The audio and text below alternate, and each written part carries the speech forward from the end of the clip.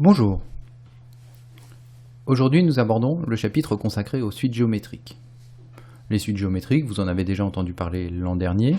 Donc nous allons commencer par revoir la définition d'une suite géométrique, les propriétés qui en découlent directement, puis nous étudierons dans un deuxième temps les variations, ainsi que les limites des suites géométriques. Commençons tout d'abord par redonner la définition d'une suite géométrique. Donc une suite UN est dite géométrique s'il existe un réel Q, tel que pour tout n appartenant à un grand N, UN plus 1 égale UN multiplié par Q. Donc Q est appelé la raison de cette suite. Une suite sera donc géométrique si pour passer d'un terme au terme suivant, il faut multiplier ce terme par le même nombre Q. Considérons une suite UN définie par U0 égale 10, donc de premier terme 10, et telle que pour tout n appartenant à un grand N, UN plus 1 égale UN multiplié par 1,2. On aura donc pour tout n, UN plus 1 divisé par UN qui est égal à 1,2.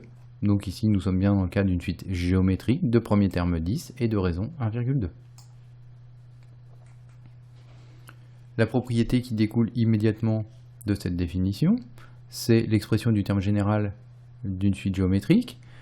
Si UN est une suite géométrique, de raison Q et de premier terme U0, alors pour tout entier naturel n, UN égale U0 multiplié par Q à la puissance n.